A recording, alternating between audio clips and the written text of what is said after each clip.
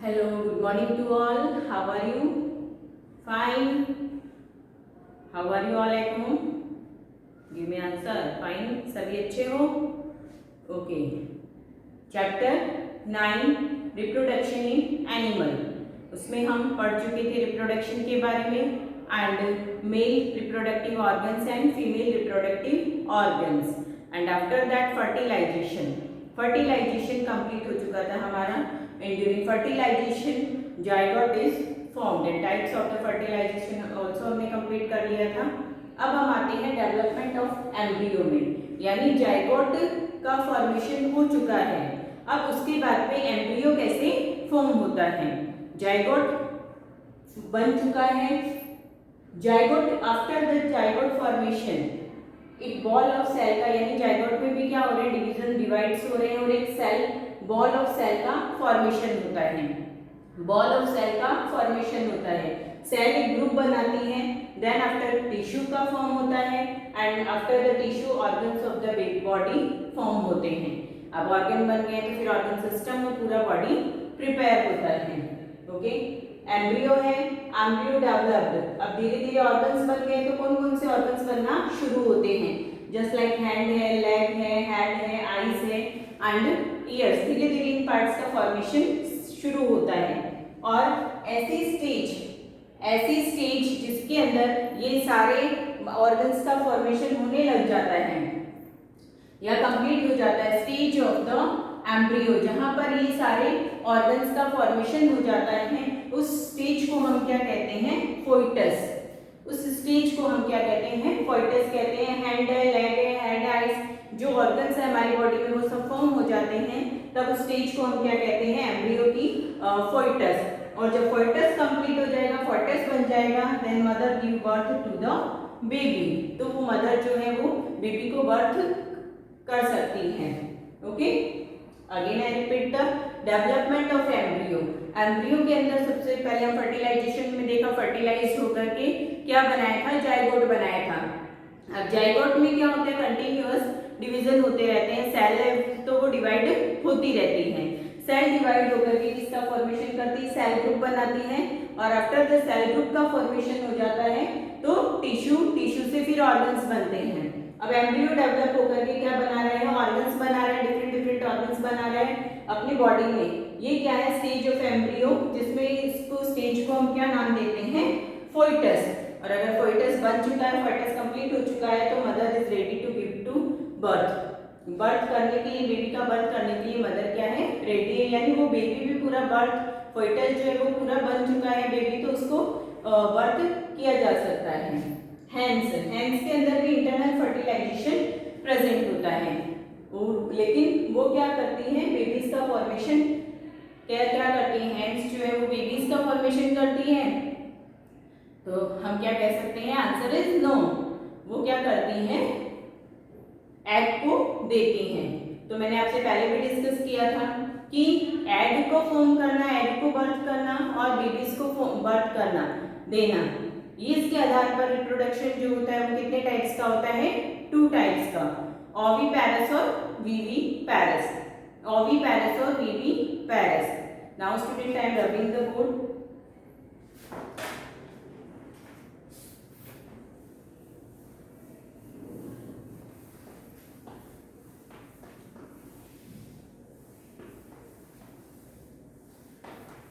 सबसे first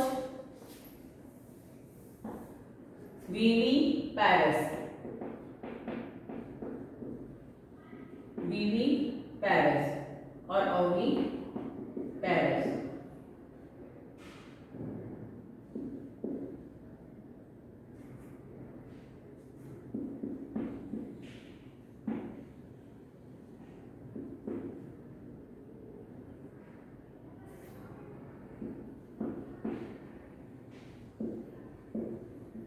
viviparous मतलब meaning ऐसे एनिमल्स जो बर्थ करते हैं यंग वंस का, यंग वंस को फॉर्म करते हैं, उनको हम क्या कहते हैं, विविपेरस। और ऐसे एनिमल्स जो एग देते हैं, एग को फॉर्म करते हैं, उन्हें हम क्या कहते हैं, ओविपेरस। यंग वंस में हम देख सकते हैं ह्यूमन बीइंग है, काऊ है, डॉग है, बफेलो है, ये सब क्या है, यंग वंस को फॉर्म करते हैं। लेकिन जो बर्ड्स हैं वो क्या करते हैं, एग का फॉर्मेशन करते हैं।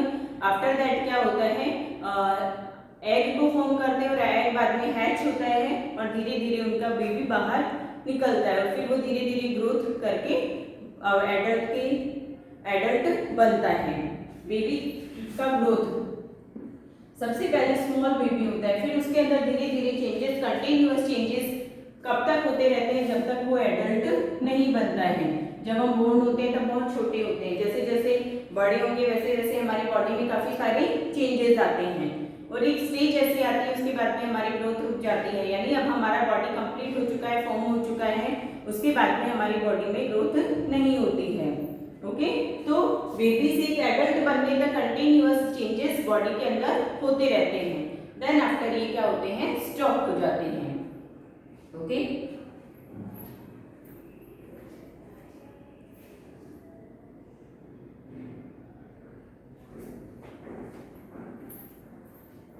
Now young ones to adult, young one से एडल्ट का फॉर्मेशन होना।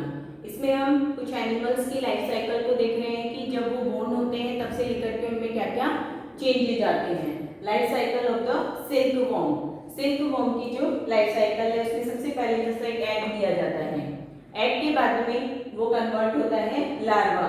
सारे जो ये सब लार्वा में कन्वर्ट होंगे लेकिन उनको डिफरेंट डिफरेंट नेम दे दिया जाता है। जस्ट लाइक कि सिल्कवॉर्म, सिल्कवॉर्म में इस लार्वा को क्या नेम दिया गया है, कैटरपिलर, यानी एग जो है सेकंड स्टेज किस में आएगा, कैटरपिलर में आएगा। कैटरपिलर से देन प्यूपा और प्यूपा से फिर एडल्ट का फॉर्मेशन होगा। It is the life cycle of the silkworm, it is the life cycle of the silkworm. Then after life cycle of the frog, life cycle of the frog, इसमें भी सबसे पहले egg के बाद में जो लार्वा है उसे क्या कहा है, टैडपोल, यानी टैडपोल बनेगा और टैडपोल से फिर एक एडल्ट का फॉर्मेशन हो जाएगा। आपकी टेक्स्ट बुक में फिगर दिया हुआ है यहाँ पर 9.10, सबसे पहले एग दिए गए हैं, टैडपोल में भी early tadpole and let tadpole का फॉर्मेशन होता है, देन आफ्टर पूरी फ्रॉग का फॉर्मेशन हो जाता है, फिगर 9.10। ओके, उसके बाद में आता है मेटामॉर्फोसिस। मेटामॉर्फोसिस एक ऐसी प्रोसेस है जिसमें ट्रांसफॉर्मेशन होता है larva of into the adult, यानी ऐसा ट्रांसफॉर्मेशन जिसमें ये लार्वा जो है वो किसमें कन्वर्ट हो रहा है, एडल्ट में कन्वर्ट हो रहा है। इस प्रोसेस को हम क्या कहते हैं, Metamorphosis, Metamorphosis. Okay students, now यहाँ पर अब हमारा 2 पार्ट्स में हम रिप्रोडक्शन पढ़ रहे थे, 2 टाइप का रिप्रोडक्शन था, सेक्सुअल और एसेक्सुअल। सेक्सुअल रिप्रोडक्शन यहाँ पर कंप्लीट होता है, देन आफ्टर हम नेक्स्ट पे आते हैं एसेक्सुअल रिप्रोडक्शन पे। ओके, मैंने एक्सप्लेन किया था तब मे बी आपको याद होगा एसेक्सुअल रिप्रोडक्शन क्या होता है। Yes, anyone can give me answer, asexual reproduction, asexual reproduction. Asexual reproduction, only one parent is necessary.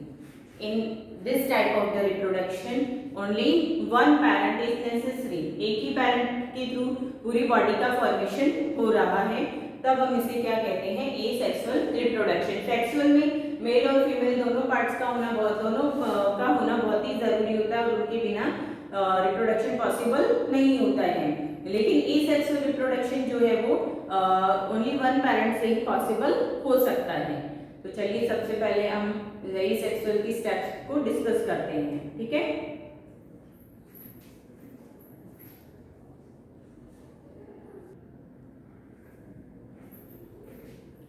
Now asexual reproduction, in asexual reproduction हम स्टडी करेंगे अमीबा और हाइड्रा के अंदर ये ऐसा रिप्रोडक्शन, ये रिप्रोडक्शन किसमें होता है। सबसे पहले हम देखते हैं हाइड्रा। ओके, हाइड्रा, ये हाइड्रा है। सबसे पहले इसके ऊपर क्या होता है, एक स्मॉल आउटग्रोथ का फॉर्मेशन होता है, छोटी सी एक आउटग्रोथ बनती है। इस आउटग्रोथ को हम क्या कहते हैं, बर्ड। एक स्मॉल आउटग्रोथ का फॉर्मेशन होता है, धीरे धीरे इस आउटग्रोथ में चेंजेस होने लगते हैं और धीरे धीरे हाइड्रा जैसा प्लांट धीरे धीरे बनना शुरू होता है। आफ्टर सम टाइम क्या होता है, पूरा हाइड्रा बन जाता है। जब ये पूरा हाइड्रा बन जाएगा तब ये अपने मेन प्लांट से क्या होता है, यहाँ से गिर जाएगा, नीचे गिर जाएगा और एक सॉइल के अंदर एक दूसरा मेन हाइड्रा का फॉर्मेशन कर देगा। यानी एक हाइड्रा के प्लांट से दूसरे हाइड्रा का फॉर्मेशन हो चुका है, एक हाइड्रा से दूसरे हाइड्रा फॉर्म हो चुके हैं। ओके, एक न्यू हाइड्रा का फॉर्मेशन हो चुका है। देन आफ्टर क्या आता है, अमीबा। अमीबा के बारे में हम बहुत बार डिस्कस कर चुके हैं, ठीक है। सबसे पहले अमीबा के अंदर जो फिजन प्रेजेंट होता है, जो रिप्रोडक्शन प्रेजेंट होता है, उसको हम क्या कहते हैं, बाइनरी फिजन। बाइनरी फिजन एक ऐसा टाइप होता है जिसके अंदर जो बॉडी है वो 2 पार्ट्स में डिवाइड हो जाती है, हाफ ऑफ पार्ट्स में डिवाइड हो जाती है। तो इसके अंदर सबसे पहले क्या होता है, amoeba is a single cell unicellular organism है, ठीक है। सबसे पहले क्या होता है, इसका न्यूक्लियस डिवाइड होता है, न्यूक्लियस डिवाइड होता है, न्यूक्लियस डिवाइडेड, धीरे धीरे न्यूक्लियस डिवाइड हो जाएगा और 2 सेल का फॉर्मेशन हो जाएगा। यहाँ से ये धीरे धीरे फिर अलग होना शुरू कर देते हैं और नेक्स्ट लास्ट दोनों जो सेल अलग अलग बन चुके हैं, न्यूक्लियस बन चुका है पूरा दोनों के अंदर, तो ये दोनों पार्ट्स अलग यहाँ से ब्रेक हो जाते हैं और एक पेरेंट्स डॉटर अमीबा का फॉर्मेशन, ये क्या हो गया, पेरेंट हो गया और ये डॉटर अमीबा का फॉर्मेशन कर देते हैं, ठीक है। दो यानी एक अमीबा से 2 अमीबा का फॉर्मेशन हो जाता है। तो ये था आपका एसेक्सुअल रिप्रोडक्शन, जिसमें हमने हाइड्रा और अमीबा के बारे में पढ़ा। ओके, अब आते हैं एक आईवीएफ भी होती है। जब हमने फर्टिलाइजेशन पढ़ा था, फर्टिलाइजेशन जब पढ़ा था तो एक टेक्निक और होती है आईवीएफ। 2 टाइप का पढ़ा था, एक्सटर्नल और इंटरनल। एक्सटर्नल जिसमें फर्टिलाइजेशन की प्रोसेस बाहर करवाई जाती है बॉडी से, आउटसाइड द बॉडी। इंटरनल जिसमें ये सारी प्रोसेस अंदर करवाई जाती है फीमेल बॉडी की, तो इसको इंटरनल कहा जाता है। आईवीएफ एक ऐसी टेक्निक है, आईवीएफ इन सबसे पहले इसका full form in vitro fertilization, in vitro fertilization, it is the full form of the IVF. IVF के अंदर क्या किया जाता है, जो प्रोसेस है जाइगोट की फर्टिलाइज करवाने की जो प्रोसेस है वो आउटसाइड द फीमेल के बॉडी के बाहर करवाई जाती है और जब फर्टिलाइज्ड हो जाता है, जब फर्टिलाइज्ड हो जाता है तब उसको वापस फीमेल बॉडी में इंजेक्ट कर दिया जाता है, उसकी बॉडी में डाल दिया जाता है और बाकी आगे पूरी जो प्रोसेस होती है बेबी के फॉर्मेशन की वो सारी यूट्रस के अंदर होती है। यानी ओनली फर्टिलाइज करवाने के लिए, यानी फर्टिलाइजेशन की जो प्रोसेस है वो बाहर करवाई जाती है। ये टेक्निक उनके लिए बहुत ही बेनिफिट है, पेरेंट्स के लिए बहुत बेनिफिशियल साबित हुई जिनको कंसीविंग में प्रॉब्लम आती है। ओके, इसलिए सॉल्यूशन निकाला गया और एक नई टेक्निक आईवीएफ को बनाया गया। ओके, देन आफ्टर एक स्टोरी और है क्लोन की, क्लोन डॉली एक शिप थी, उसके बारे में भी हम डिस्कस करते हैं। ओके,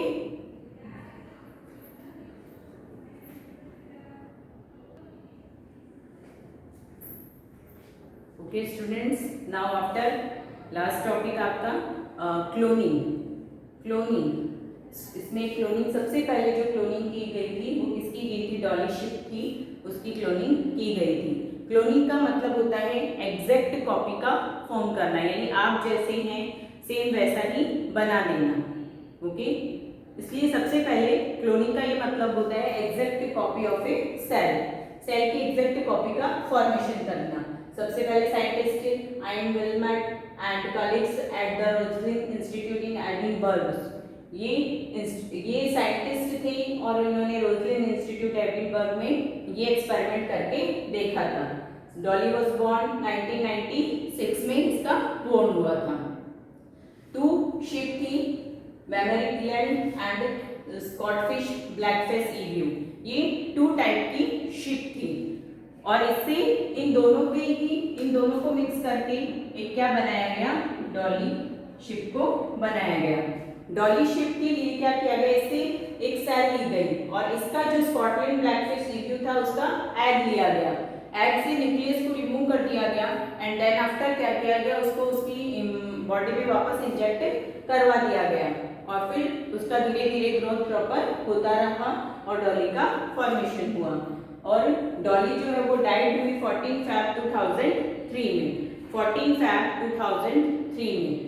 तो ये जो फिश थी वो ब्लैक फिश थी, उसका ब्लैक फेस था, लेकिन जो डॉली शिप बनी उन दोनों के कॉम्बिनेशन से बनी, यानी अब जो न्यू डॉली शिप क्लोनिंग का फॉर्मेशन हुआ उसमें उसका फेस जो था वो ब्लैक नहीं था। ओके, इन दोनों के कॉम्बिनेशन से उसका फॉर्मेशन हुआ। ओके स्टूडेंट्स,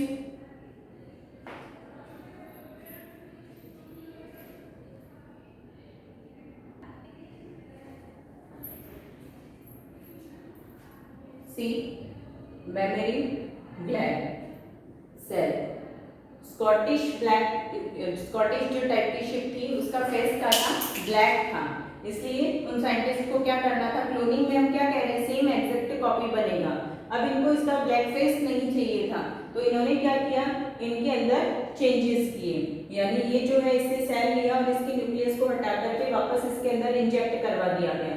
तो जब ये डॉली शिप बनी उसका जो फेस था वो ब्लैक नहीं था, यानी ये एग्जैक्ट कॉपी किसकी बनी थी, एग्जैक्ट कॉपी बनी थी फिन डेजर्ट की।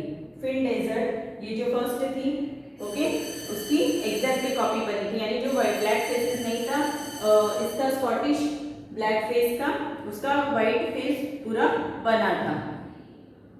ओके स्टूडेंट्स, ये थी स्टोरी डॉली की जिसमें एक एग्जैक्ट क्लोनिंग की गई थी, सबसे पहला क्लोन बनाया गया था।